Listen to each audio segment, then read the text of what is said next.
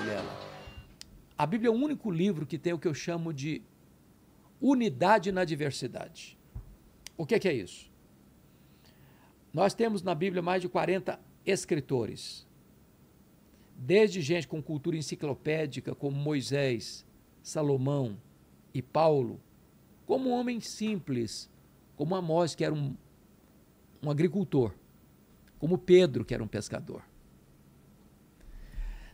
Esses 40 escritores escreveram num período de 1.500 anos, porque você começa com Moisés, que viveu 1.500 anos antes de Cristo, e encerra o Novo Testamento com João, que escreveu no final do primeiro século. Portanto, você tem um período aí de 1.500 anos em que esses 40 escritores escreveram. Não há entre eles contradição. Não há entre eles choque de ideias. Existe uma complementaridade, uma sintonia, uma harmonia plena no que foi escrito. Por quê? Porque eles estão escrevendo, mas eles estão escrevendo por inspiração divina, por revelação divina.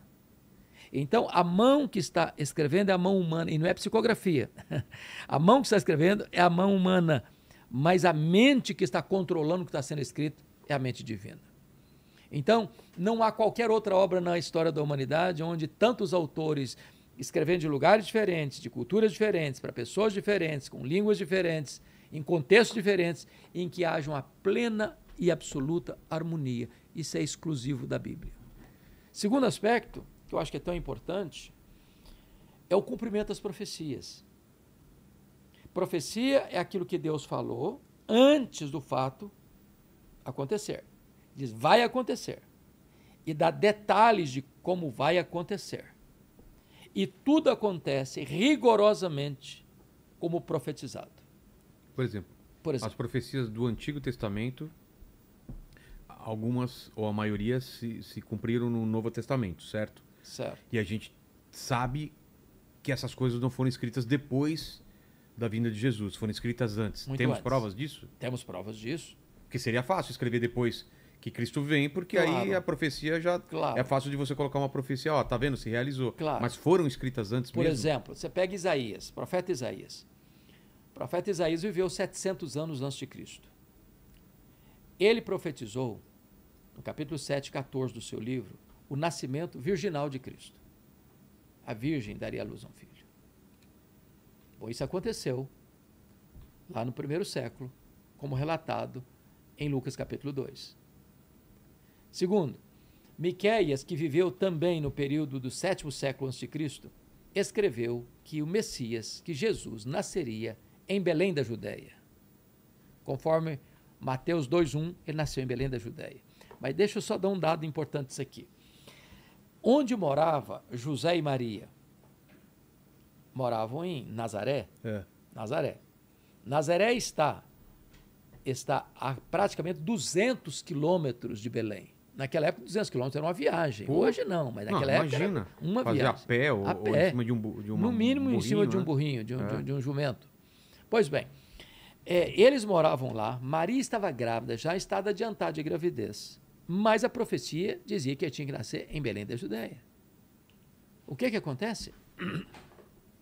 Deus move o Império Romano. César Augusto resolve fazer um recenseamento em todo o Império.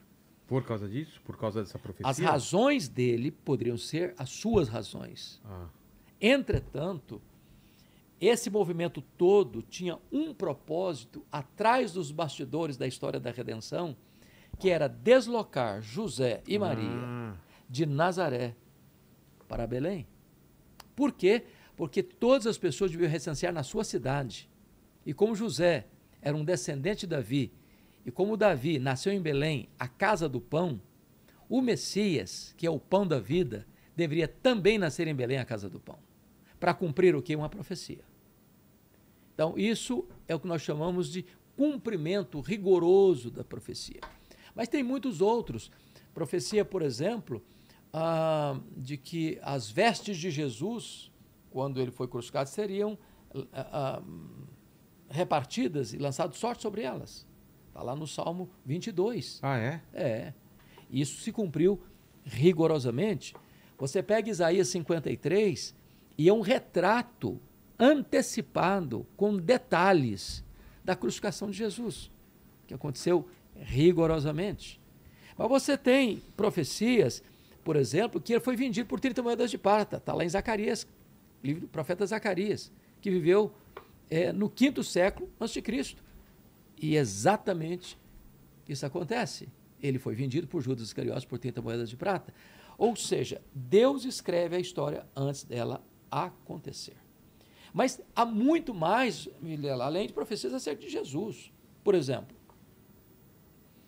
o profeta Isaías trata de Ciro, o persa, 200 anos antes de nascer, chamando-o pelo nome.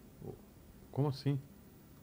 Chamando-o pelo nome. E mais, dizendo que Ciro seria o instrumento, o servo de Deus, embora ele não fosse um camarada crente na época, tem seus deuses, mas Deus o chama de seu servo, porque ele haveria de libertar o povo de Israel do cativeiro da Babilônia. A Babilônia veio, 586 a.C., levou Jerusalém para a escravidão de 70 anos. Em 539 a.C., Ciro domina a grande Babilônia. No primeiro ano dele, já decreta a volta dos judeus para sua terra. Então, isso foi profetizado antes dos fatos acontecerem, no mínimo 2 séculos. Isso nós chamamos de as profecias se cumprindo. Para você ter uma ideia, só simplificando, Gene Getz, um estudioso de escatologia, disse o seguinte: se as profecias da Bíblia fossem colocadas num campo de coincidência, isso representaria uma cifra de 10 elevado à 17ª potência. O que significa isso? Ele ilustra. Imagine o estado de Sergipe. Sergipe é o menor estado brasileiro em extensão territorial. Imagine você cobrindo toda a extensão do estado de Sergipe com moedas de R$1, uma camada de 30 centímetros. Agora você pega uma pessoa e vende essa pessoa. Marca uma única moeda nesse mar de moedas. A possibilidade desse indivíduo, com os olhos vendados, encontrar a moeda marcada é a probabilidade das profecias bíblicas se cumprirem em termos de coincidência. Então Deus escreve a história antes dela acontecer. Isso é exclusivo na literatura mundial da Bíblia. Cumprimento das profecias. Mas me permita uma terceira razão. Tá. Primeiro, unidade na diversidade. Segundo, cumprimento das profecias. Terceiro, a Bíblia tem o poder intrínseco de transformação. O Senhor Jesus disse certa feita numa parábola que a Bíblia, a palavra de Deus, ela tem vida em si mesma. Ela é espírito e vida. Ela é viva. Ela é a espada do espírito. Ela tem o poder de mudar. Por ela nós nascemos, por ela nós somos santificados, por ela nós somos consolados, por ela nós somos restaurados, por ela nós somos fortalecidos. Então me permita um exemplo. Aqui em São Paulo, um pastor muito conhecido escreveu um livro, e o livro dele chamava Sozinha. E ele narra a história de um colportor. Essa palavra colportor é conhecida? Colportor. Colportor. Colportor é um indivíduo que, naquele tempo, com tanta dificuldade de transporte e com muita escassez de literatura, por exemplo, pegava um animal, um cavalo, enchia cestos de Bíblia e saía vendendo nas fazendas, sim, nas vilas. Aí esse colportor, passando por uma fazenda em Minas Gerais, vendeu uma dessas Bíblias para um fazendeiro. Mas ele, a família toda dele, era analfabeta.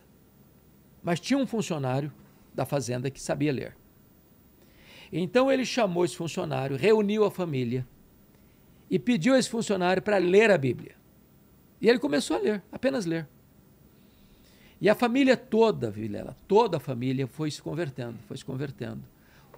Todos os trabalhadores da fazenda eram convocados, conclamados, e só com a leitura da Bíblia foram se convertendo.